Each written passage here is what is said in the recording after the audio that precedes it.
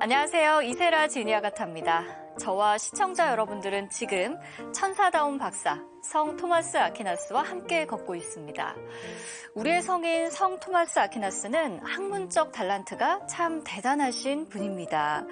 나폴리 대학에 이른 나이에 진학을 해서 인문학을 배웠고 또 파리 대학에서 신학을 공부하던 중에는 알베르투스 마그네스에게 뽑혀서 쾰른으로 가는 일행의 최연소로 선발이 됩니다. 그곳에서는 우리가 지난 시간에 봤듯이 악필이 빽빽한 이 양피지의 메모를 통해서 성인의 뛰어난 성취가 만천하에 드러나게 되죠.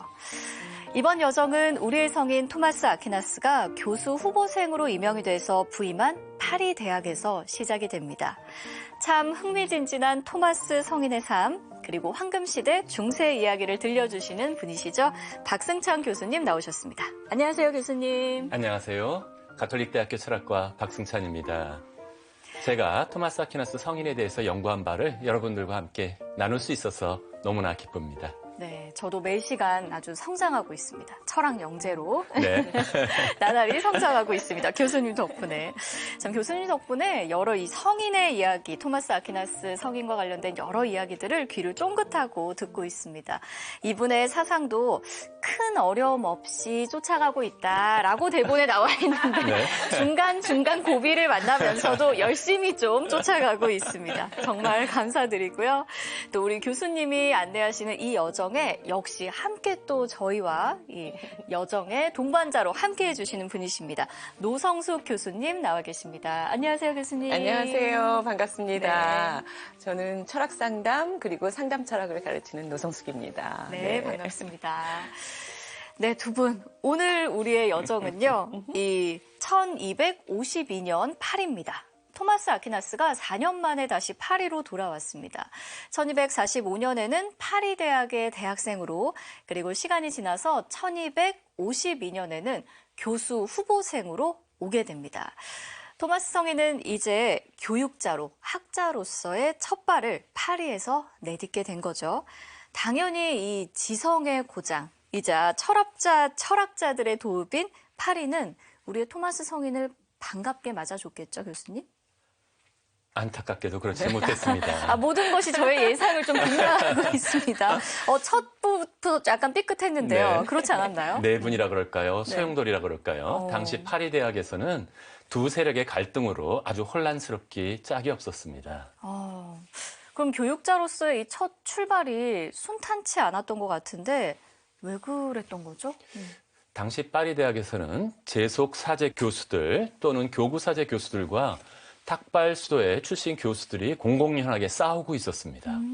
싸울 이유가 없어 보이는데요. 대학에 있는 그러니까 정말 교수로 있으면서 수도자 그리고 성직자 다툴 이유가 뭘까요? 뭐 인사, 예산 또는 처우? 예산? 네, 지금과 비슷하기도 하고 조금 다르기도 한데 당시 재속사제의 대표적인 인물로는 기욤 드 생타모르, 이름이 좀 어려운데요. 기욤이라고 기억해 주시면 되겠습니다. 네. 기욤 드 생타모르가 있었는데 그는 파리 대학의 교수들과 공저로서 하나의 책을 썼는데요. 최근의 위험들에 관해서라는 책에서 탁발 수도회를 아주 신랄하게 비판했습니다. 기욤 드 생타모르는 예를 들면 육체 노동을 할 수 있는 탁발 수도사들이 가난을 실천한다 그러면서 구걸하는 행위에 대해서 오히려 복음의 명예를 훼손한다라고 강하게 비판했습니다. 또한 탁발 수도사들이 적그리스도의 대행자라는 표현까지 쓰면서 아주 신랄하게 공격했는데요. 도미니코의 사제였던 토마스 아퀴나스는 이에 대해서 신에 대한 예배와 수도 생활을 공격하는 자들에 대한 논박이라는 저서를 통해서 이 격렬한 논쟁에 참여했습니다. 어떻게 보면 이 기욤의 비난의 내용이 약간 논리가 있는 것도 같고요. 근데 어쨌든 이렇게 탁발수도의 수사들을 지나치게 좀 과하게 공격하는 것 같은데 이게 아무래도 좀 위기감에서 비롯된 거 아닐까요? 네, 맞습니다. 사실은 중세는 지방 중심의 사회였기 때문에 왕권이나 교황권과 같은 중앙 권력이 모든 지방을 통제할 만큼 강력하진 않았습니다. 봉건제라고 들어보셨죠? 네. 중세 봉건제라는 것은 비교적 약한 중앙 권력이 효율적으로 지방 권력들을 통제하기 위해서 만들어진 시스템이었는데요. 지방의 귀족이나 지역에 있는 교구가 그 지역에서는 제일 중요한 권력이었습니다. 봉건제적인 영향 때문에. 그래서 교구 사제의 눈에는 도미니코회나 프란치스코회 같은 수사들은 특전을 통해서 지역 교구장들이나 이런 분들의 권위로부터 벗어나 있었고 교황청이 지방에 영향력을 행사하는 강력한 대리인처럼 비춰졌던 것입니다. 또한 혁신과 반성을 토대로 한 탁발수도의 분위기 때문에 많은 재능 있는 젊은이들이 탁발수도에로 몰려 들어오기 시작했고요. 이러한 새로운 수도원으로 재능 있는 인재들이 몰려 들어온다라고 하는 것은 기존의 재속 사제 또는 교구 사제의 교수님들에게는 아주 크나큰 위험으로 다가올 수 있었던 것입니다. 그중에서 아주 중요한 사건이 하나 벌어지게 되는데요. 1231년에 세인트 자일스의 요한이라고 하는 파리 대학 교수님이 도미니코회에 연설을 하러 갔다가 복음적 가난에다가 연설을 하다가 그 주제에 마음이 사로잡혀 버리게 됩니다.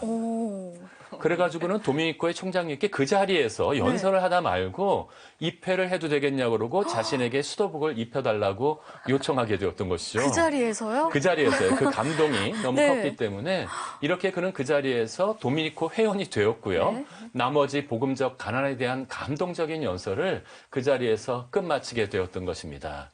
근데 이분이 파리 대학의 교수였잖아요. 네. 그래서 그만 이 파리 대학 교수가 도미니코에 입회하는 바람에 또 하나의 교수 자리가 도미니코에 더해지게 되었고요. 네. 나중에 20년이 넘은 다음에 최초로 토마스 아퀴나스가 교수가 될 때는 이 교수 자리에 교수로서 올라가게 되는 일이 벌어진 것입니다. 아, 어떻게 이렇게 아기가 딱딱 맞아떨어지는지 정말 아주 잘 쓴 각본도 이렇게 맞아떨어지지는 못할 것 같아요.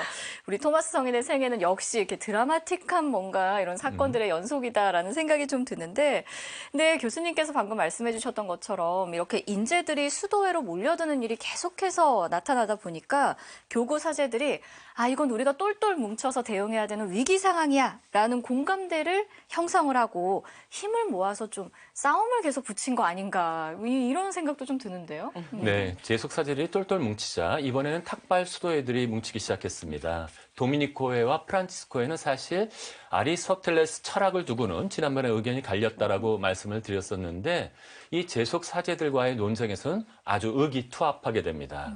그중에서도 특히 설교와 연구가 고유 사명이었던 도미니코 회원들은 이곳에서 연구와 교육과 관련된 파리 대학에서의 논쟁이 아주 중요한 것으로 나타나게 되었고요. 재속 사제들이 계속해서 이곳에 중요한 이슈로 들어왔던 것은 파리 대학의 교수 자리의 숫자였습니다. 총 12명의 교수들이 있었는데 이전에 각각 탁발 수도회 중에서도 프란치스코회, 도미니코회가 한 자리씩밖에 없었기 때문에 이제 도미니코회가 두 자리, 세 자리 늘려간다면 이것은 아주 큰 위협이었기 때문에 뭐라고 규정을 만들고자 했냐 하면 어떠한 수도에도 한 자리 이상의 교수 자리를 가져서는 안 된다라고 주장했던 것이죠. 네. 정말로 받아들일 수도 없고 타협할 수도 없는 네. 너무나 일방적인 주장인데요. 그렇다면 이 두 그룹 간의 이 싸움의 양상은 어떻게 계속해서 전개해 나가나요? 조금 전에 말씀드렸던 기욤 드 생타무르라고 하는 사람은 수단 방법을 가리지 않았습니다. 거짓말도 하고요. 모함도 하고 네. 심지어는 위조해가지고 이 사람들이 이렇게 주장했다라고 얘기하고 거의 만영사냥과 같은 방식으로 탁발 수도회를 강하게 공격하기 시작했습니다. 그러면 또 일부 도미니코 회원들 중에서 아주 흥분하기 좋아하는 사람들은 이에 저항한다고 재속 성적자들이나 심지어 대학 총장한테까지 폭력을 쓰기도 했던 것이죠. 육체적인 폭력까지도. 당시의 기록에 의하면 파리의 도미니코의 수사들은 기욤과 그 추정자들이 와서 개소리를 한다고 멍멍 소리도 내고 뱀처럼 나다고 쉬쉬 하는 소리도 내고 와. 때로는 진흙도 던지고 돌멩이도 던지는 등 실제로 물리적인 폭력까지도 일삼는 일이 잦았습니다. 그래요. 진짜 사람들 간에 그 집단들 간에 이제 감정이 막 북돋아 올라오면 그 갈등이 이제 심화될 수밖에 없는데요. 그럴 때 논리적으로 또는 차분하게 말로 서로 논쟁하기는 쉽지 않은 것 같아요. 그러다 보면 사람들이 아주 감정적으로 대응하거나 또는 폭력을 폭력을 행사하는 일까지 벌어지는 것이 사실은 이때 당시만은 아닌 것 같습니다. 오늘날도 계속되고 있는데요. 그거는 사실 한편으로는 자신이 가진 분노를 아주 쉽게 표출하기도 하고 그러면서 조금 약간의 승리감, 짜릿함, 아주 네. 그러나 이거는 굉장히 저열한 방식이고 솔직히 그러다 보면 양쪽 간의 갈등은 더 심화되고 그래서 더 어려워진다는 게 큰 문제인 것 같습니다. 네. 사실은. 굉장히 이제 갈등의 상황이 막 극단으로 치닫는 그런 이제 상황인 것 같은데 이때 우리 토마스 성인은 어떤 태도를 취했는지가 또 궁금합니다. 지금 학업을 뒤로 하고 이게 혈기왕성하게 투쟁에 동참을 하셨나요? 네. 아까 말씀드린 상대방의 공격에 대한 답변, 논박이라고 쓰긴 하셨지만 본래적인 학자로서의 연구를 매진하는 것에는 예외가 없었습니다. 네. 13세기에 교수가 되기 위해서는 페트루스 롬바르두스의 명제집이라는 책이 있습니다. 매우 유명하게 신학과 교부들의 내용을 요약한 책이었는데요. 이걸 강의해야 되는데 명제집 주회를 이 시기에 집필하기 시작했습니다. 토마스 성인의 가장 방대한 저서, 거의 10권에 달하는 아주 대단히 대작인데요. 명제집 주회에서 나중에 나타나게 될 명료한 사고라든지 간결한 표현, 개별 주제들에 대한 전문성과 같은 것은 이미 이 첫 책에서 다 잘 드러나고 있다라고 말씀드릴 수 있었겠고요. 그렇기 때문에 이미 첫 책부터 독자적인 사상가로서의 토마스 아퀴나스의 면모가 잘 드러났습니다. 그 결과 1250년 4월 드디어 박사학위를 취득하게 됩니다. 네. 이때 성인의 나이는 31살이셨고요. 31살이요? 31살이요? 근데 당시에 신학부 박사가 되려면 적어도 35살이 돼야 한다라고 하는 규정이 있었습니다. 네네. 심지어 토마스 아퀴나스는 이번에도 또한 이 규정에 대한 면제를 받으면서 최연소 박사학위가 되었으니 성인의 학문적인 성취가 얼마나 뛰어났는지 다시 한번 확인할 수 있을 것 같습니다. 맞습니다. 네. 근데 한편으로 대학이 굉장히 소란스럽고 네. 그리고 교수 자리도 아직 불안정한 이런 상태에서도 역시나 천사다운 이 토마스 아퀴나스는 아주 학문적으로 계속 열심히 작업을 하신 것 같아요. 근데 강사를 시작하자마자 사실 그 신학교의 그 어떤 교재가 되었던 명제집 주에서도 쓰셨고 그다음에 1256년에 박사학위도 또 취득하셨고 그렇다면 이제 토마스 아퀴나스는 파리 대학에 정식으로 교수 자리를 취득하신 거겠죠? 그래야 되지 않을까요? 네, 당연히 교수 자리를 취득했을 것 같았는데 네. 재속 사제들의 반대가 워낙 컸습니다. 그렇기 때문에 심지어 도미니코에서는 두 자리를 가지고 있으니까 토마스의 두 번째 교수 자리를 포기해야 되는가 하고 망설이고 있을 때 네. 강하게 이것을 금지시킨 분이 계셨습니다. 교황 알렉산데르 4세께서 안 된다. 이렇게 훌륭한 사람들은 파리 대학의 교수로 재직해야 되기 때문에 결코 그 자리를 포기해서는 안 된다고 명령을 내리셨고요. 네. 결국에는 1256년 초여름에 토마스 아퀴나스는 신학부 교수로서의 공식적인 자격, 마기스테르 테올로기에라고 하는데요. 이런 공식적인 교수 자격을 얻게 되었던 것입니다. 드디어. 그럼에도 불구하고 재속 사제 교수들은 단호했어요. 탁발 수도에게 교육 활동을 할 수 있는 기회를 주지 않았고요. 그래서 허가를 내리지 않았고 한 가지 흥미로운 것은 프란치스코에도 아주 훌륭한 교수 후보생이 있었는데 그분이 바로 성 보나벤투라 성인이십니다. 의견은 다르지만 서로의 우정이 아주 돈독했던 이분도 또한 똑같은 처지로서 재속 사제들의 반대로 교수에 임용되지 못하고 있는 상황이었습니다. 네.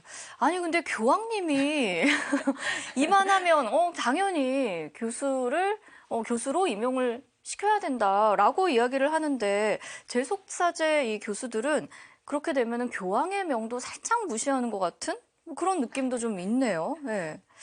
파리 대학이나 교구에서 자신들이 현실적으로 더 파워가 있다. 이런 어떤 자신감이 있었던 건가요? 약간 좀 밉상인데요. 그러나요? 중세대학에서는 교수로 임용되면 취임식도 하고 네. 또 취임 연설도 했다고 합니다. 그렇다면 토마스 아퀴나스 교수는 우여곡절 끝에 이제 취임 연설을 하시게 된 거겠죠? 어떨까요? 그렇죠. 네. 계속해서 우리들의 너무 당연한 네. 그것들이 조금씩 빗나가는데요. 재속 사제들이 너무 오랫동안 반대했기 때문에 토마스 아퀴나스의 취임 연설도 차일피일 미뤄지고 네. 있었습니다. 이런 상황 속에서 이미 모든 자격을 갖추고 교황님의 명도 받았는데 그곳에서 연설을 하지 못하고 있는 토마스 아퀴나스는 외로이 기도하면서 취임 연설을 준비하게 됩니다.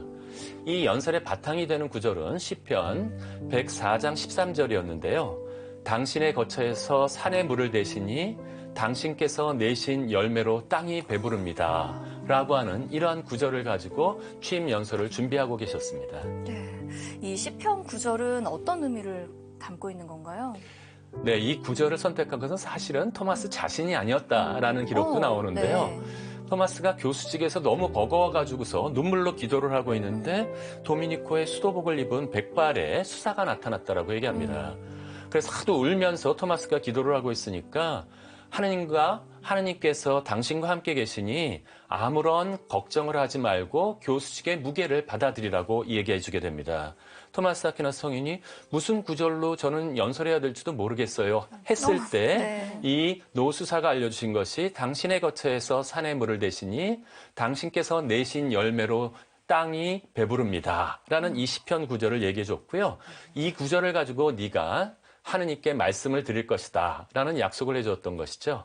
사실은 이 구절을 잘 풀어보면 높은 곳에서 물을 내려주시는 분이 바로 하느님이시고 이러한 은총으로부터 오는 영적인 지혜가 누구를 통해서 산이라고 비유된 교수들을 통해서 다른 일반인들, 청중들의 가슴을 흘러내리고 이것이 열매를 풍부하게 맺을 것이다. 이제 교수직에 취임하는 토마스 아퀴나스에 대한 은총의 약속과 같은 말씀들이 내려왔던 것이죠. 토마스 아퀴나스는 이제 자신감을 얻고 취임 연설장으로 나아갔지만 폭력도 발생할 수 있었습니다. 네.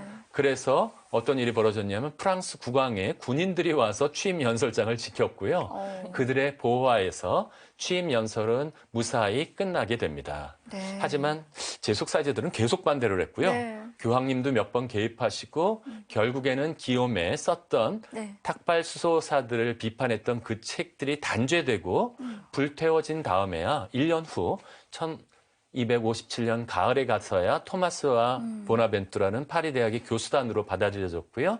그때부터 토마스 아퀴나스는 외국인을 위한 강자라는 자신의 교수로서의 강의를 해나갈 수 있었습니다. 토마스 아퀴나스 성인의 그 기도를 들어보니까 아주 구구절절 제 마음에 아주 와닿습니다. 저도 그런 시절을 보낸 적이 있기 때문에. 저는 말씀을 들으면서 아우 예나 지금이나 교수님 되게 참 힘들다 이 생각을 했어요. 네. 정말로 정말 기도 끝에 나온 건지 아니면 그 고생에 그게 담겨 있어서 정말 마음의 울림이 크고요. 저도 정말 그 깊은 마음 속에서 나오는 그런 연설을 하고 싶다라는 마음까지 듭니다. 이제 정식 취임 연설도 하셨고 토마스께서 이제 파리 대학에서 정식으로 활동을 개최하셨는데 어떤 일들을 하시게 됐나요?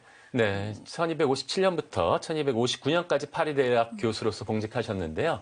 정식으로 교수 활동을 하면서 이제 신학부 최고 교수로 바로 벙어리 황소가 입을 여는 순간이 다가온 것이죠. 그래서 최고의 교수로서 명성을 떨치게 되는데요. 신학부 교수들은 세 가지 의무가 있었습니다. 성경에 대해서 강의하고 한편으로 그것에 대해서 토론이 필요했고요. 토론 못지않게 강론 또는 설교라고 부르는 강론이 세 가지 중요한 교육 활동에 포함되었었습니다. 각각 이것에 어울리는 저술 활동도 또한 했어야 되는데요. 이러한 과정 중에서 강의와 토론은 이미 여러 차례 이야기들이 되었었고요. 강론을 좀 살펴보자면 강론에서는 우리가 생각하는 일반 신부님들의 강론이 아니었습니다. 여기 파리 대학에서의 강론에는 종종 철학적인 토론 도구 안에 가는 경우들이 있었고요. 더더군다나 파리의 여러 성당에 가서 라틴어로 멋진 강론 또한 하는 경우가 있었습니다.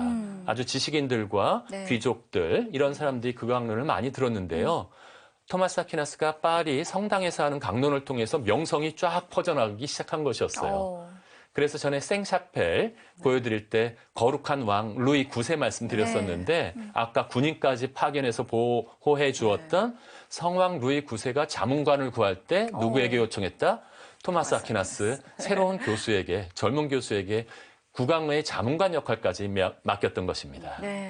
강단에 선 지 이렇게 몇 년이 되지 않았는데도 명성이 대학을 넘어서 왕궁까지 알려지게 되고 루이 9세 고문까지 그렇죠. 역임을 하게 되고 그럼 뭐 강론뿐만이 아니라 여러 이 학문적 가치가 있는 책들도 이때 뭐 집필을 많이 좀 하셨겠네요. 네, 놀라운 것은 첫 번 토론부터 진리론이라고 하는 아주 어려운 내용에 대해서 토론하게 되었는데 이 토론이 책으로 묶여 나오게 되는 순간 네. 베스트셀러에 등극하게 됩니다. 네. 이미 유럽 여러 대학들에서 토마스 아퀴나스의 진리론이라는 이 책을 베껴쓰기에 바빴고요. 네. 세 번째, 1259년이죠. 대이교도 대전이라는 책을 이는 수업과 관계없이 편찬을 시작했습니다. 그것만이 아니었어요. 또한 보에티우스라고 아주 중요한 학자가 쓴 삼위일체론과 다른 저술에 대해서 두 권의 주해석까지 쓰면서 이곳에서 그 전에 공부했던 아리스토텔레스 철학에 대한 내용을 듬뿍 담으면서 이것을 이전까지의 논의를 훨씬 더 능가하는 삼위일체론을 아리스토텔레스의 개념을 가지고 설명하는 노력까지 하게 되었었고요. 이러한 저서들을 통해서 놀라운 것은 토마스 아퀴나스가 처음 교수들은 자기 강의록 쓰기도 벅차거든요. 네. 동시에 그것을 훨씬 더 뛰어넘는 연구를 해나가면서 이 책을 쓸 수 있었다라고 하는 것은 정말 하느님의 특별한 은총이 아니면 네. 불가능한 사람이라고 생각해 볼 수 있을 것 같습니다. 네. 토마스 아퀴나스의 대이교도 대전, 그러니까 박 교수님이 번역하시느라고 너무 고생하셨는데 아우, 네.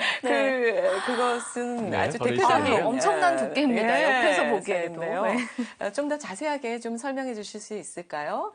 네. 이슬람 세력에서 벗어난 스페인 지역에 있는 사람들, 과거에 이슬람 교도였던 사람들을 다시 그리스도교로서 재개종시키기 위해서 선교사들을 위해서 쓰여졌다라고 알려져 있었습니다. 네. 하지만 최근의 연구에는 제가 그 서문에도 써놓았는데요. 이성적인 측면에서 아주 엘리트와 같은 사람들이 그리스도 신학과 대화하려고 하는 사람들에게 그런 관심을 가지고 있는 모든 일을 위해서 단순히 스페인에 있었던 그 사람들만이 아니라 그런 보편적인 지성인을 위해서 쓰여졌다라고 생각하고요. 당시에 이슬람 교도들은 철학적인 지식들도 상당했습니다. 그렇기 때문에 이것은 굉장히 높은 수준인데요. 그래서 난이도에서는 토마스 아퀴나스의 주저라고 알려져 있는 신학대전보다 훨씬 더 어려운 책입니다. 사실은 제가 신학대전 번역할 때보다 거의 2배 이상의 노력이 들어갔는데요. 오늘날에는 이 책은 워낙 4권으로 되어 있는데 3권이 워낙 두껍기 때문에 네. 1권, 2권으로 나눠서 총 5권으로 번역되고 있고요. 지금 우리나라에서는 3권, 일부까지 나와 있고 저는 이게 가장 두꺼운 2권입니다. 제가 이번은 번역한 것이고요. 네. 뭐 이렇게 이제 정말 그 왜 고생을 많이 하셨다고 하는지 교수님 증인입니다. 설명을 통해서 딱 느낌이 왔어요. 예. 이런 어마어마한 책도 참 이 시기에 많이 쓰시고 강론과 뭐 저술 활동으로 철학자의 도읍, 이 지성의 도시 파리에서 전 유럽으로 명성을 떨치신 이 30대 초반의 토마스 교수님의 삶은 전반적으로 어떠했는지 또 그것도 저는 참 궁금해요. 네, 책을 굉장히 많이 쓰셨기 때문에 매일 책상에 앉아 계셨을 것 같은데 네. 사실은 아까 토론과 같은 경우 정규 토론이라는 것이 있고요. 이거는 학술적인 토론인데 자유 토론이라는 것이 있습니다. 이것은 총장님께서 한 교수님한테 인정해서 사순절과 대림절 때 자유롭게 아주 어려운 내용들을 토론하는 것이었기 때문에 많은 교수님들이 부담을 느끼고 있었는데요. 이렇게 많은 교수들이 부담을 느끼는 자유 토론과 같은 것을 토마스 아퀴나스는 기회가 있을 때마다 참여했습니다. 와. 토론하는 중에서도 이 사람은 흥분을 전혀 하지 않았고요. 네. 저도 강연하다 보면 금방 흥분하게 되는데 토마스 아퀴나스는 아주 쿨하게 늘 평온하면서도 차분하고. 객관적인 태도를 네. 유지하면서 심지어는 자신과 의견이 다른 사람들이 자신을 비난하는 이야기를 할 때도 차분하게 다 화살을 그 아주 육중한 몸으로 다 받아내시면서 그분이 얘기하신 것 중에 올바른 것은 올바르다고 칭찬해드리고요. 그러면서도 그릇된 것이 있으면 하나하나 지적하면서 그것이 왜 틀렸는지를 비난이나 비방이 아니라 토론을 통해서 하나하나 열어주셨던 것입니다. 한번 그래서 토마스 아퀴나스와 토론하고 나면 반대여서 들어갔던 사람인데 네. 의견은 다르다는 사실들이 바뀌지는 않았다고 하더라도 토마스의 태도에 대해서만큼은 칭찬과 칭송을 금할 수 없었다고 하네요. 아, 정말 이 반대편 입장에 있는 그 상대자도 이렇게 성장시키는 그런 아주 훌륭한 토론자이자 학자였다는 그런 생각이 드는데 교수님, 너무 칭찬만 나오고 있습니다, 지금. 제가 원하던 그 길이 아니에요, 지금. 이쯤에서 살짝 좀 숨통을 좀 트이고 싶고, 기지개를 한번 펴고 싶고, 이러는데, 당시 뭐 대학생들한테도 뭐 야외 세미나 뭐 이런 거 있었겠죠? 네, 제가 MT 있었냐고까지는 물어보지 않겠습니다. 야외 세미나 이런 거 있지 않았을까요? 네, 저희 철학과 학생들도 철학과 답사라는 것을 꽤나 기다리는데요. 한번 기지개 푸는 것과 같이 네. 교수님들과 함께 야외로 나가서 보는 것이었는데 네. 조금 형태는 다르더라도 당시에도 그런 것이 있었던 모양입니다. 어느 날 토마스 아퀴나스는 학생들과 함께 생드니 성당이라는 아주 유명한 성당에 모셔져 있는 성 디오니시우스의 유해를 순례한 적이 있었습니다. 다녀오는 도중에 멀리서부터 약간 생드니 성당이 파리 외곽에 있기 때문에 돌아오면서 파리의 풍경을 바라보니까 당시에 막 건축되고 있었던 노트르담 대성당의 첨탑도 보이고 햇볕이 쫙 파리를 비추고 있는데 너무나 아름다웠던 모양입니다. 그래서 한 학생이 토마스 아퀴나스 교수님한테 스승님 보세요. 요즘에도 대단한 파리니까 우리 이세라 진행자님도 파리에 계셨었는데 얼마나 아름다운가요? 당신께서는 이 아름다운 도시 파리의 주인이 되고 싶지 않으세요? 라고 물었습니다. 네. 그랬더니 토마스 성인이 뭐라 그러셨냐면 나는 그보다는 마테오 복음에 관한 요한 크리소스토무스의 설교를 갖고 싶단 말이네 라고 대답을 했다고 그러네요. 거리감. 거리감. 뭡니까, 정말. 이게 놀러 가서도 꼭 공부 얘기하는 그런 모범생 같은 답변을 좀 해줬어요. 생드니 성당도 방금 이야기를 해주셨는데, 얼마나 아름다웠으면 또 그런 질문을 제자가 또 했겠어요? 네, 우리도 이 생드니 성당을 한번 둘러볼 수 있을까요? 네, 이제 눈도 좀 시원하게 하고, 네. 그리고 열심히 공부하셨으니까 머리도 좀 식히고, 그러면서도 좀 숨고르게 하시는 시간이 되면서 생드니 네. 성당을 한번 둘러보는 것도 좋을 것 같아요. 좋습니다. 생드니 성당은 토마스 성인이 파리에 계실 당시에도 굉장히 유명했고 지금까지도 아주 유명한 관광 명소입니다. 네. 그럴만도 한 게 사실은 이 생드니 성당은 중세 문화의 아주 대표적인 건축 양식인 고딕 양식이 시작된 곳입니다. 그래서 고딕 양식이. 역사적으로 굉장히 중요한 곳이거든요. 네. 그래서 이곳 생드니 성당은 그 노틀담 대성당보다 훨씬 더 사실은 유서 깊은 그런 성당입니다. 전설에 따르면 불어로 드니, 라틴어로는 디오니시오스 이 성인은 사실은 파리의 첫 주교이셨는데요. 249년 파리 몽마르트 언덕에서 참수형을 당하십니다. 근데 전설에 따르면 잘라진 그 자기의 머리를 들고 사실은 여기서 이 생드니 지금 있는 곳은 굉장히 많이 북쪽에 떨어져 있거든요. 거기까지 걸어가면서 계속 설교를 하면서 거기를 걸어가서 그곳에서 마침내 숨을 거두시고 묻히셨다고 하거든요. 그곳에 이제 수도원이 지어졌고 그러면서 7세기 정도서부터 그 기록이 남아있다고 하는데요. 특히 이 생드니 성당은 메로빙어 왕조의 어떤 무덤이 있고 사실은 그 이후에 많은 분들의 그 왕들의 무덤이 아주 많이 있습니다. 그래서 프랑스 역사에서는 아주 특별한 의미를 가진 그런 곳이라고 말씀드릴 수 있겠습니다. 너무 흥미롭습니다. 갑자기 분위기가 노성숙 교수의 인문학 투어.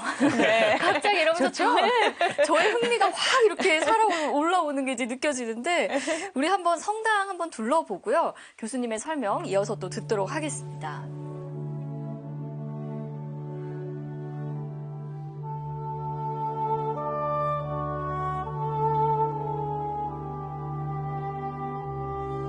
이곳에 그러면 성당이 지금 언제 건립이 된 건가요? 네, 이 생드니 성당은 그 12세기에 그 성 베네딕토 수도 원장이셨던 슈제르라는 분이 계셨는데 이분이 아주 중요합니다. 그러니까 이분은 그 당시에는 로마네스크 양식이라는 그 양식을 따서 이 수도원 성당을 건립하고 계셨는데요. 뭔가 좀 새로운 그리고 획기적인 이런 양식으로 좀 변화시키고 싶다라는 생각을 하시게 됐어요. 근데 일단 먼저 로마네스크 양식으로 짓기 시작했기 때문에 그 양식을 먼저 말씀을 드리자면 로마네스크 양식은 아마 유럽에 가시면 많이 보시는 이게 성체일까 성당일까 약간 헷갈리신다면 네. 로마네스크 양식입니다. 네. 그 말은 벽이 아주 두껍고요. 그다음에 원형 아치 모양을 가지고 있고 그리고 창문은 아주 작습니다. 네. 그 말은 벽이 많다는 거잖아요. 네. 그 많은 벽 속에 이제 프레스코화라든가 그런 어떤 벽화들의 장식이 깔려 있는 건데요. 이 시제로 원장님은 본인의 어떤 영성과 연관해서 하느님의 계시와 은총을 우리가 이렇게 성당에 들어갔을 때 뭔가 확 느낄 수 있는 네. 그런 어떤 독특하고 획기적인 게 없을까 하면서 고민을 하셨던 것 같아요. 근데 이 고민은 사실은 기술이 이제 뒷받침되어야 되잖아요. 그렇죠. 그래서 이제 그 당시에 사실은 조금씩 시도되고 있었긴 한데 좀 이렇게 뾰족한 아치 네. 그리고 이 기둥이 교차 궁융 천장을 네. 가리키는 용어인데요. 그 교차 궁융에 의해서 이제 동쪽 성가대석을 이제 꾸미고 계셨는데 그러면서 기둥을 좀 얇게 할 수 없을까라는 고민을 하시면서 네. 이 기둥도 여러 다발들로 해서 최소화하는 어떤 그런 기술을 도입하신 거예요. 그러면서 이 벽체와 기둥이 얇아지고 중요한 것은 그러면서 창문이 커진다는 겁니다. 오. 이 창문이 커졌다라는 것은 오늘날 우리가 성당에 들어갔을 때 빛의 찬란함 속에서 맞이하는 네. 스테인드 글라스를 넣을 수 있다는 거거든요. 그래서 그런 이제 변화를 통해서 근데 이제 중요한 것은 여기서 핵심 건축적인 기술은 이게 벽이 얇아지고 기둥들이 이제 얇아진 건 좋은데 그 하중을 바깥에서 받아줘야 되기 때문에 그렇죠. 바깥에 이제 네. 성당을 보시면 플라잉 버트리스라고 해서 네. 공중 부벽이라는 번역어를 쓰는데요. 그걸 통해서 이거를 받쳐주게 됩니다. 이 시제로 원장님이 찾고자 했던 정말 그 빛의 공간이 이제 만들어진 거거든요. 빛의 벽이 만들어지게 네. 되고 그 빛이 정말 우리가 보는 오늘날 보는 아주 거룩한 어떤 빛의 다양한 색깔을 경험할 수 있는 스테인드 글라스의 어떤 그 체험을 할 수 있도록 되었다는 것이 아주 중요한 변화 중에 하나라고 말씀드릴 수 있겠습니다. 네. 이렇게 화면으로 봐도 얼마나 아름다운 곳인지가 느낌이 좀 와요. 근데 네. 집값. 아니, 저 정도 되면은 건축비가 그렇죠. 무척 네. 많이 들었겠다. 네. 이런 생각이 또 들거든요. 네. 건축 인력도 네. 그렇고 뭐 어마어마하게 많이 들었을 것 같은데요. 네, 유령이 있으셨겠죠. 국왕들의 무덤과 성유물이 있는 곳이었기 때문에 네. 생드니 성당에는 당시 순례객들이 끊이지 않았습니다. 아. 막대한 건축 자금은 순례객들이 적극적으로 네. 헌금을 내므로써 충당하고 있었는데요. 아. 이런 과정 때문에 많은 순례객들이 와서 그곳에 헌금하기 시작하자 동시대 최고의 영적 지도자였던 시토의 수도원장 클레르보의 베르나르두스가 이것에 대한 비판을 시작했습니다. 건축 양식도 낯설고 이를 위해서 필요한 건축 비용을 마련하기 위해서 동분서주하고 있는 쉬제르 수도원장이 네. 이 클레르보의 베르나르두스 원장님이 바라볼 때는 수도의 정신을 저버린 것 같았어요. 네. 수도의 정신은 청빈이 들어가는데 아주 탐욕스럽게 거대한 건물을 지으려는 사람처럼 보였기 때문에 시토의 베르나르두스 수도원장님은 이 생드니 성당의 건축에 관해서 아주 강렬하게 웅변가셨거든요. 네. 이것을 비난하는 것들의 연설을 시작했습니다. 어떻게 보면은 충분히 그런 그 비판이 나올 만한 상황이었다는 생각이 들고 또 영향력이 있는 수도원장의 말씀이었기 때문에 설득력도 있고 그러다 보니까 건축자금 모금이 쉽지는 않았을 것 같네요. 네, 사실 가장 존경받던 베르나르두스 원장의 비난이었기 때문에 첫 고딩 성당, 생드니 성당은 그만 완성이 위태롭게 되어버렸습니다. 시제르 수도원장은 이에 맞서서 자신을 비난하던 베르나르두스 원장님을 맞비난하는 것이 아니라 그분께 편지를 써서 설득하기 시작했습니다. 편지를 한번 읽어드릴게요. 네. 위대하신 베르나르두스 원장님, 저는 평민 출신으로 어린 나이에 수도원에 맡겨져 성장했기에 수도사들의 평범하고 소박한 생활을 평생 몸에 지니고 살아온 사람입니다. 그래서 수도원장인 지금도 다른 수사들과 똑같이 소박한 방에서 생활하고 있습니다. 그럼에도 제가 이렇게 수도원을 짓는 큰 공사를 하는 이유는 오직 하느님께 영광을 드리기 위해서입니다. 저는 수도원에서 읽고 쓰기를 배웠지만 읽고 쓸 줄을 모르는 단순한 평민들도 하느님께서 자신에게 내려주시는 은총과 진리를 알려주시는 계시를 직접 체험할 수 있는 성당을 만드는 것이 저의 유일한 꿈입니다. 굉장히 강하게 비난을 했던 이 베르나르두스 원장을 좀 이렇게 머쓱하게 만드는 시제르 수도 원장의 겸손한 태도, 편지. 이러면은 이제 그냥 그래 해라. 뭐 저 같으면 도와줄 것 같은데. 네. 네, 실제로 그런 일이 벌어졌습니다. 그래요? 베르나르두스 원장님은 편지를 교환하면서 시제르스 수도원 원장의 진심을 이해하게 된 뒤로 생드니 수도원 성당의 고딕 양식화를 적극 지원했습니다. 그래서 완성한 것이 고딕 양식의 출발점으로 인정받고 있는 생드니 성당의 동쪽 성가대석, 서쪽은 로마네스크로 남아 있고요. 동쪽이 최초의 고딕 성당 양식이 완성된 것입니다. 네. 그때 그렇게 문맹률이 높기도 했고, 내가 글을 전혀 모르는 사람인데, 이렇게 빛으로 가득한 공간에서 기도를 올리고 있노라면 어떤 마음이었을까, 이렇게 굉장히 공감이 되는 그런 측면이 있는 것 같습니다. 기도가 더 깊어질 것 같은 그런 맞습니다. 또 느낌이 듭니다. 네, 이렇게 파리의 멋진 성당과 그리고 뒷이야기까지 여러분들 들으셨으니까 이제 네. 조금 더 진지한 이야기를 해봐도 될까요? 벌써 끝났어요? 빨리 돌아오셔야 됩니다. 인문학투어 벌써 끝났나요? 아쉽지만. 아쉽도록. 알겠습니다. 네. 다음 기회를. 진행자님께서 첫 해 저한테 신학자인지 철학자인지 물으셨었는데 네. 그때 제가 중세 철학을 제대로 공부하고 가르치려면 신학과 철학을 모두 섭렵해야 된다라고 하는 것이 가장 이상적이라고 드린 말씀이 있었습니다. 네.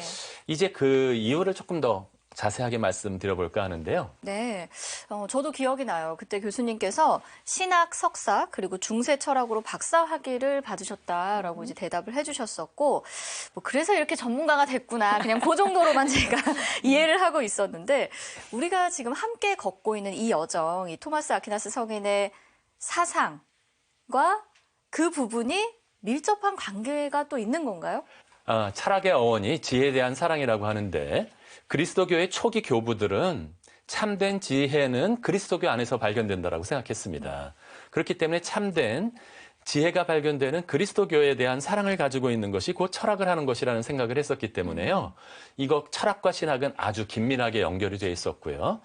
또한 신플라톤주의라는 것이 있는데요. 아우구스누스 성인 할 때 제가 말씀을 상세하게 드린 적이 있었는데 그리스도교와 신플라톤주의가 아주 밀접하기 때문에 아우구스누스 성인은 이 신플라톤주의를 사상의 귀족이라고 불렀습니다.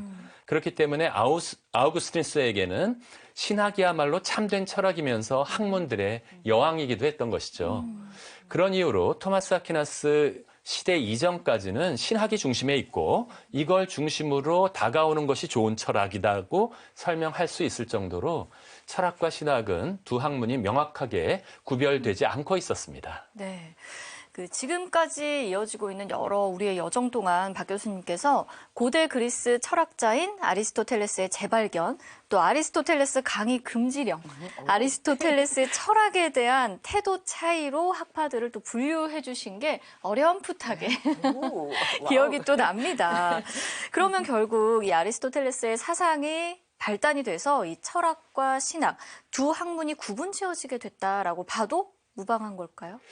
저희 철학과 대학원 들어오셔야 될 것 같은데요. 완전 철학 영재십니다. 그럴까요? 이제는 강의 네. 내용을 막 추리까지 해내시는데 네. 그 추리가 아주 정확합니다. 12세기에 아리스토텔레스가 재발견되면서 철학이 이제 단지 다른 학문의 도구로서 쓰이는 것뿐만이 아니라 완전히 확고부동한 위치를 차지하게 되었습니다. 아리스토텔레스는 분석론 후편이라고 하는 자신의 학문론을 쓴 책에서 엄격한 학문적인 이상을 제시했는데요. 그것에 따르면 진정한 학문이란 엄격하게 일반적이고 필연적인 문장의 원리에 기초를 두어서 증명 가능한 학문만을 나는 학문이라고 부르겠다라고 얘기했고요. 또한 그에 따르면 모든 학문은 그 자신이 고유하게 고찰하는 고유한 대상을 소유해야 된다. 근데 이 학문이 다루는 대상은 영원하고 불변하는 형상처럼 단단하게 진리를 담고 있는 것이어야만 한다라고 주장까지 하게 되었던 것입니다. 증명 가능해야 되고 고유한 대상을 지녀야 한다라고 하는 이 두 가지 전제는 당시에 이제 학문으로서 인정받으려면 반드시 누려야 되는, 지니고 있어야 되는 부분이었기 때문에 이제는 신학이 나도 학문이라는 사실을 증명해야 될 필요성을 가지게 되었던 것이었죠. 근데 이 신학자의 입장에서는요, 굴러 들어온 돌이나 다름없는 철학이 박힌 돌인 신학을 빼려는 뭐 그런 상황이 아닐까요? 그래서 이 가톨릭교회의 가장 중요한 스승이라 일컬어지는 성 토마스 아퀴나스가 신학의 학문적 정당성을 또 설파하신 거겠죠? 네, 맞습니다. 한편으로 신학의 학문적인 정당성을 설파하면서 다른 한편으로 철학에도 고유한 영역을 주고 싶어 했는데요. 토마스 성인은 신학과 철학이 각자의 영역에서 구분된다고 먼저 설명했습니다. 인간 본성에 속하는 이성의 빛이 있습니다. 우리들은 모두 신앙을 가지기 이전에도 이미 이성적인 빛을 가지고 있고, 그런데 신으로부터 오는 독특한 은총의 빛이 또한 있다라고 얘기했습니다. 그리고 이 양 빛은 고유한 영역들을 지니고 있고요. 철학은 이 이성의 빛에 의존하고 있기 때문에 인간이 이성으로서 알게 된 원리들을 사용하게 됩니다. 철학자가 이해하는 원리들은 오로지 이성에만 의거한 것입니다. 저는 가톨릭대에서 가르치지만 우리 철학과 학생들은 이성에 의거해서만 지금 공부를 하고 토론을 하고 있고요. 그러나 신학자들도 자기 이성을 사용하기는 하지만 그 원리들은 은총의 빛으로, 다시 말해서 계시로부터 받은 그러한 원리들을 토대로 해서 이것을 논증하고 있기 때문에 권위나 신앙에 의해서 이것을 받아들인다고 말씀드릴 수 있겠습니다. 예를 들자면 이 신학에서 가르치고 있는 것 중에서도 특히 계시로부터 도움 없이는 이해할 수 없는 것은 삼위일체설이라든지 예수 그리스도의 육화 사건이라든지 우리들의 육체의 부활이라든지 최후 심판 같은 것은 인간의 이성만으로서는 도달할 수 없이 오직 믿음을 통해서만 도달할 수 있는 내용들입니다. 네, 그러면 신앙적인 것은 신학에, 그리고 이성적인 것은 철학에, 이렇게 명확하게 구분하신 거네요. 네, 철학자들은 저렇게 아주 명쾌하게 구분하고 싶어 하시는데 토마스 아퀴나스는 이 둘의 구분이 그렇게 간단하지는 않다라고 얘기했습니다.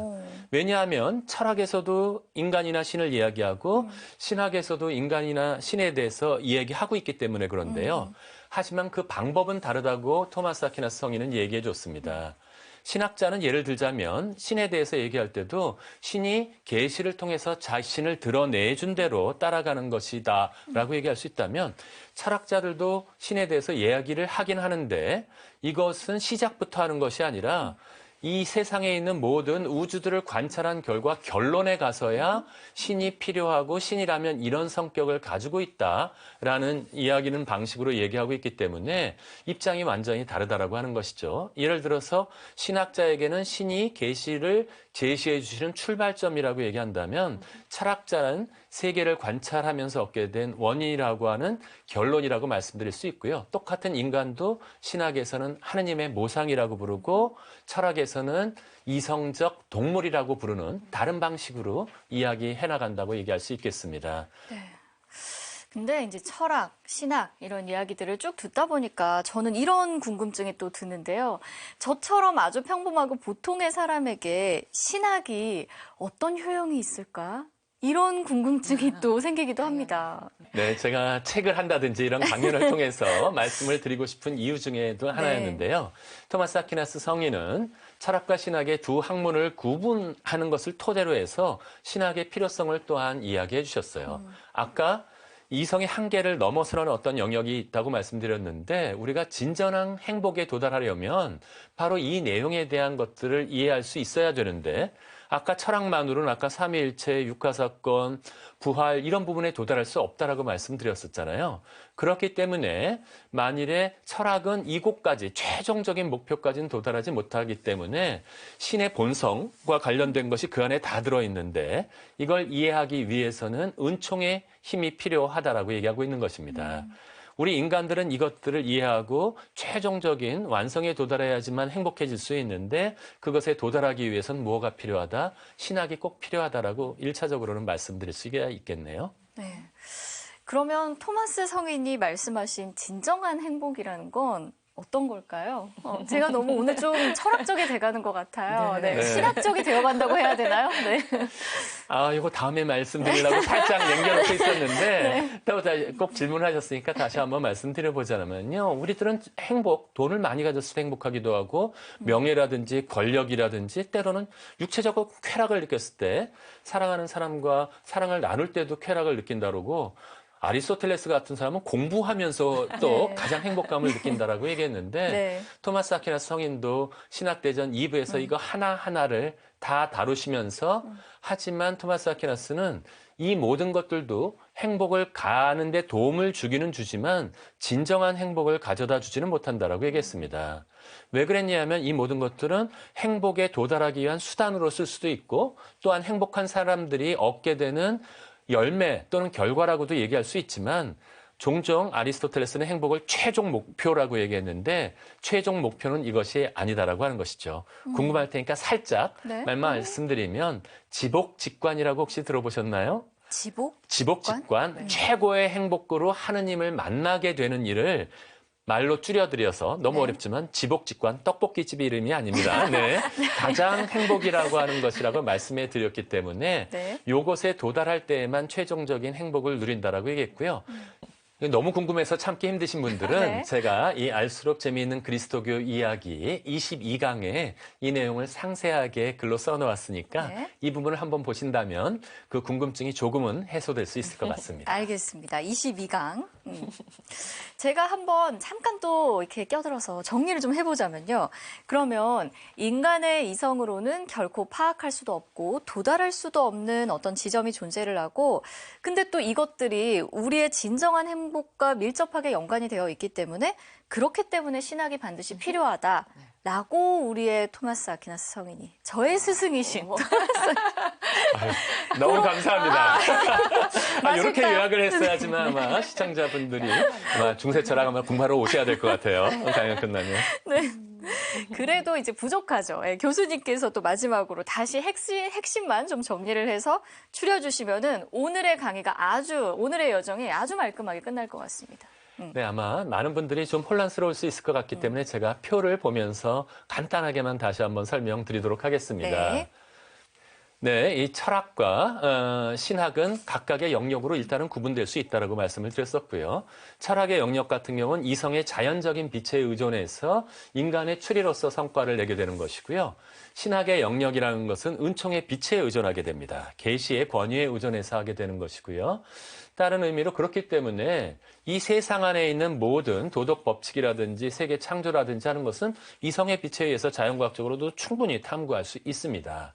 그러나 오직 그리스도교의 신앙만으로 도달할 수 있는 진리들도 있는데요. 아까 말씀드렸던 삼위일체설, 육화, 부활, 최후 심판과 같은 이 초자연적인 진리는 계시를 통해서만 우리한테 다가올 수 있는 것입니다. 때로는 그런데 이 똑같이 인간과 신과 같이 철학도 다루고 신학도 다루는 영역들이 있는데 그것이 좀 다른 것은 뭐냐 하면 철학에서는 피조물들로부터 시작해서 신으로 올라가는 그러한 방식으로 설명을 한다면 신학에서는 신으로부터 계시된 내용을 가지고 이 세상에 대한 설명을 이끌어가는 방식으로 설명할 수 있다. 이렇게 요약할 수 있겠습니다. 네. 오늘 우리 길동무들 네. 아주 수준 높은 공부를 너무 네. 열심히 하시고 계신 것 같아요. 네. 좀 더 텐션을 좀 올려봐도 될까요? 아니요, 아니요, 교수님. 깜짝 놀랐어요. 좀 더 올려볼까요? 네. 토마스 아퀴나스 성인의 저서를 좀 이용하시면서 네. 인용하시면서 신학과 철학 그리고 이성과 신학의 관계를 좀 잘 정리해 주시면 어떨까요? 이제. 네, 토마스 아퀴나스 성인이 실제로 첫 문제에서 신학대전의 첫 문제에서 이 주제를 다루었는데요. 신앙과 이성의 관계 또는 신학과 철학의 관계를 다루었는데 아마도 이렇게 요약할 수 있을 것 같습니다. 라틴을 한번 읽어드릴까요? Gracia non tollit naturam sed perficit. 신이 주는 은총은 피조물들이 지니고 있는 본성을 말살시키는 것이 아니라 완성하는 것이다. 다시 한번 신이 주는 은총은 피조물들이 지니고 있는 본성을 말살시키는 것이 아니라 완성하는 것이다 라고 얘기해 주셨는데요. 이 두 가지 진리, 계시된 진리와 이성의 진리는 두 개의 다른 진리가 아니라 상호 보완적입니다. 그렇기 때문에 하나가 강화된다고 해서 다른 하나가 약화되기는커녕 많은 분들이 그렇게 생각하기 쉬우신데 그 발전에 도움을 받아서 더욱 충만해지고 완성되는 것이라고 말씀드릴 수 있겠습니다. 하지만 때때로 철학이나 다른 학문들이 갖고 있는 진리랑 그다음에 그러니까 신앙 내지는 신학에서 내세우는 어떤 진리가 다를 때가 있는데요. 그럴 때 토마스 아퀴나스 성인은 어떻게 말씀을 하시나요? 토마스 아퀴나스께서는 이 두 가지 진리가 모두 하나의 진리, 즉 진리 자체이신 하느님으로부터 유래되어 나왔기 때문에 이러한 하나의 진리에 대한 확신을 정말로 믿게 된다면 철학적인 진리도 계시된 진리와 충돌을 일으킬 수는 없다라고 생각하셨습니다. 자체에 모순될 수가 없기 때문에 때로는 철학적인 진리가 신학적인 진리와 충돌을 일으킨다면 우리가 생각하고 있는 철학적인 진리를 계시된 진리에 비추어서 다시 한번 그 진실성을 검토해 볼 필요가 있다라고 말씀하셨고요. 그러나 종종 이렇게 생각한다면 결국 또 신학의 신여로 철학이 종속돼야 되는 것이 아닌가라고 생각하실 수 있는데 토마스 아퀴나스는 학문의 독립성은 그대로 남아있다라고 생각을 했습니다. 그렇기 때문에 강제적인 방식으로 신학이 철학을 통제해야 되는 것이 아니라 민주적인 방식으로 나름대로 이해로 하고 설득할 수 있는 방식으로 이것이 설득하는 필요가 있다고 생각했고요. 그렇기 때문에 종종 이 차이를 제대로 구분하지 못하게 되면 어떤 일이 벌어지냐면 신학자들이 부당하게 철학자들의 연구를 간섭하는 일들이 벌어질 수 있다고 말씀드릴 수 있습니다.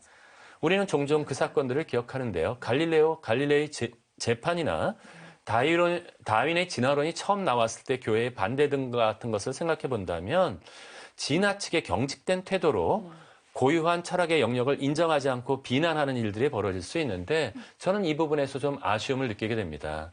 토마스 아퀴나스의 그 균형 잡힌 태도, 구별하면서도 신학의 우위를 인간의 구원과 관련해서 우위를 지니고 있다는 사실들을 신학자들이 제대로 이해했다면 이런 반대는 나오지 않았을 것이라고 생각합니다. 그렇기 때문에 이 토마스 아퀴나스의 균형 잡힌 태도는 마구 발전해 가고 있는 현대 학문들, 과학들과의 대화에서도 아주 중요한 길잡이가 될 것이라고 확신합니다. 네. 제가 진행자로서 질문을 참 잘했어야 되는데 신학자시냐 철학자시냐 이 질문 한번 했다가 철학과 신학 두 학문을 공부하신 우리 박 교수님의 배경을 듣다가 철학과 신학의 구분, 신앙과 이성의 조화까지 진도를 쭉 한번 제 본의 아니게 이제 쭉 이제 빼게 됐습니다. 좀 전에 또 토마스 아퀴나스 성인의 대표 저서인 신학대전을 인용을 하셨어요. 네. 제가 살짝 밀어놓은 것을 너무하다고 아마 생각하신 것 같아서 한편으로 죄송하면서도 이 철학과 신학과의 관계를 묻는 질문은 아까 말씀드린 것처럼 첫 번 여는 질문입니다. 이 첫 번 질문을 다룸으로써 여러분들이 느끼지도 못하는 사이에 어느새 벌써 신학대전의 첫 질문에 입문하신 것이라고 말씀드릴 수 있겠네요.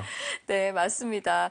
저도 모르게 이 토마스 성인의 신학대전이라는 큰 고갯길에 첫 발을 또 내디디게 됐습니다. 근데 여기서 이렇게 내려가기는 조금 아깝고 박 교수님이 또 그 어렵다고 저희가 지레 포기를 할까봐 이렇게 인도를 해주신 것 같습니다. 살짝 좋은 면만 보도록 하겠습니다. 네, 토마스 아퀴나스 성인과 함께하는 이 여정을 또 함께 걸으려면 당연히 그의 대표 저서인 신학대전을 만나야겠죠. 그리고 그 내용을 알아야 성인의 영성도 공감할 수 있을 거라는 생각이 듭니다. 힘을 내겠습니다. 네, 이거 저 스스로에게 하는 말입니다. 두 분 모두 화이팅을 외쳐주시죠. 화이팅! 정말 화이팅! 네.